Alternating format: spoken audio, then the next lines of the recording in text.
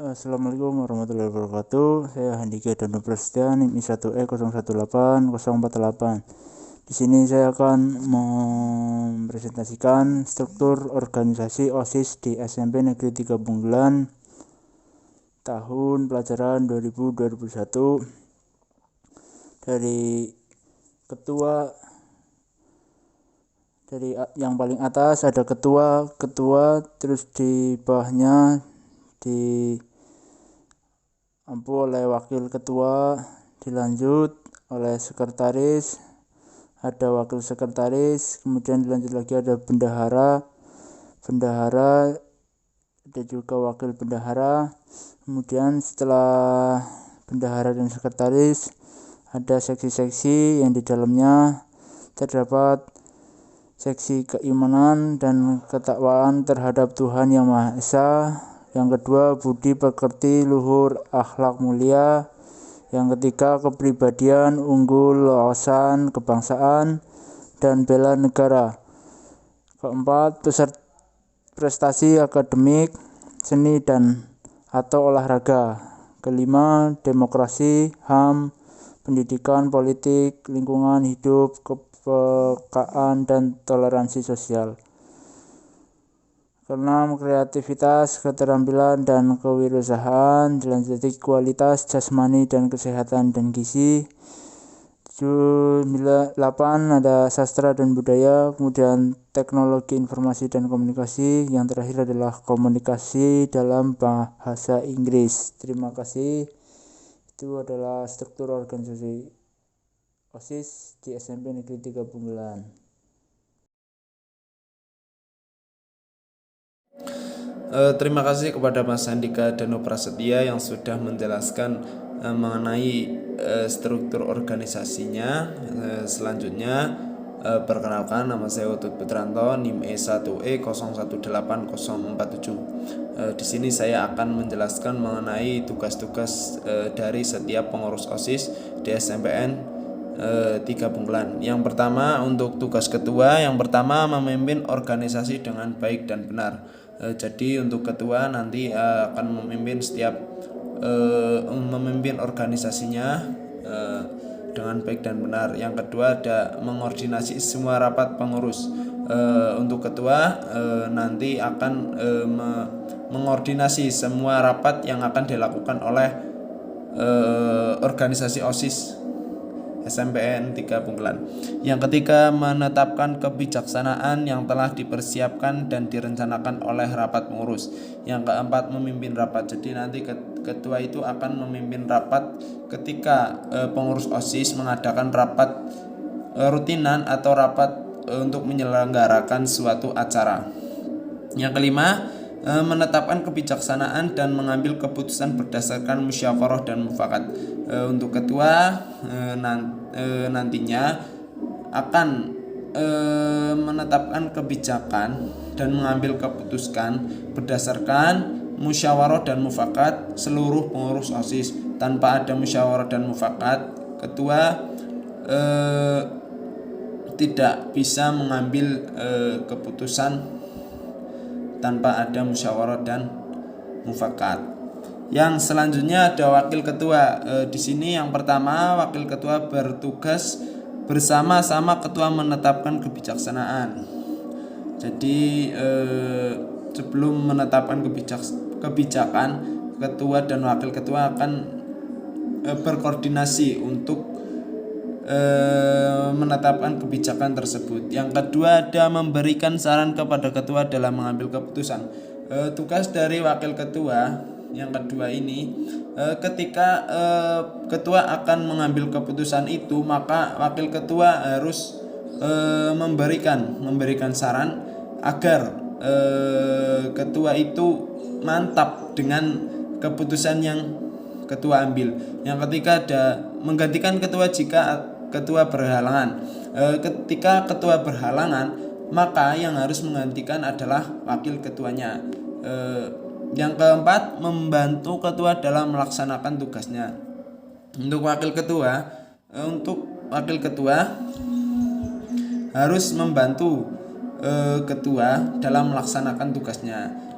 Yang terakhir, tugas dari wakil ketua adalah bertanggung jawab kepada ketua. Yang selanjutnya ada sekretaris. Yang pertama adalah memberikan saran kepada ketua dalam mengambil keputusan. Jadi tugas sekretaris adalah memberi saran kepada ketua ketika akan mengambil sebuah keputusan. Yang kedua, mendampingi ketua ketika ketika melaksanakan rapat, maka tugas sekretaris adalah mendampingi ketua dalam menyampaikan materi yang akan dibahasnya.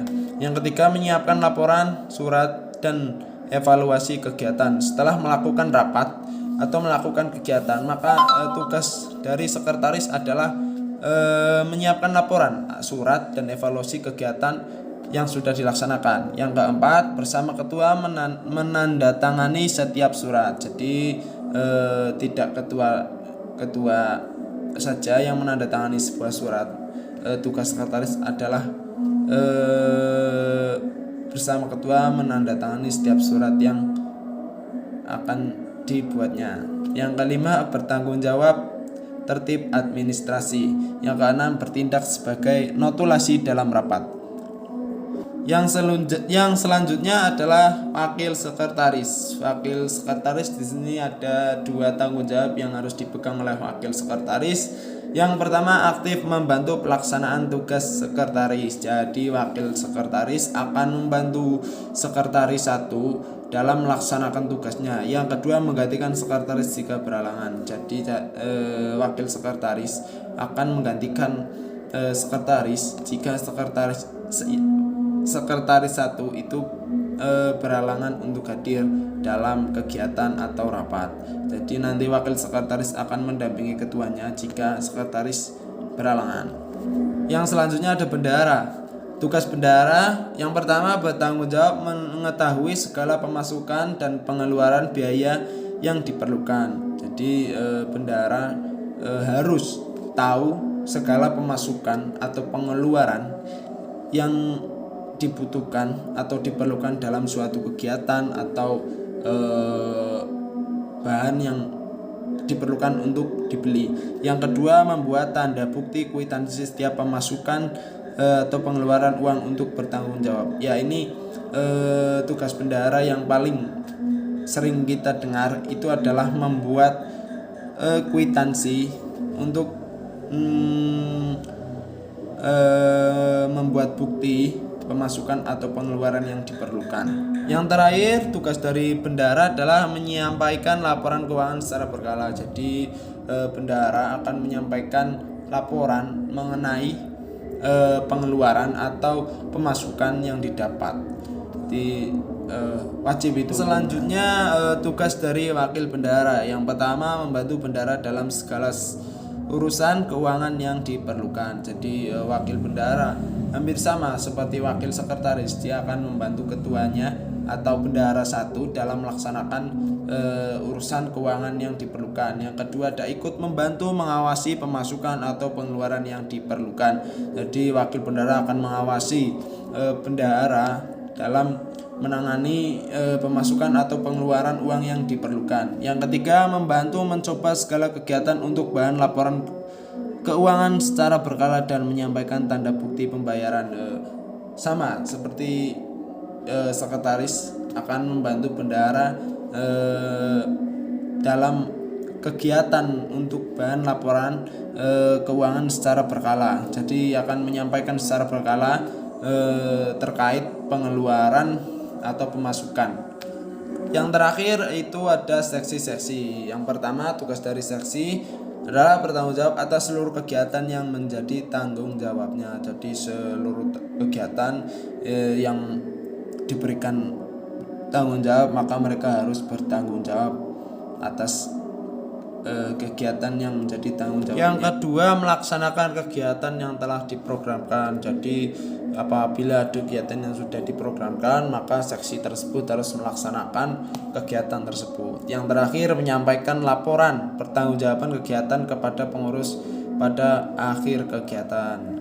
Jadi setelah selesai kegiatan, maka seksi yang bertanggung jawab atas kegiatan tersebut maka harus melaporkan kepada seluruh pengurus bahwa kegiatan tersebut telah selesai atau melaksanakan evaluasi bersama. Mungkin cuman sampai sini yang bisa saya sampaikan. Apabila banyak kesalahan, saya mohon maaf. Sekian dari kami. Wassalamualaikum warahmatullahi wabarakatuh.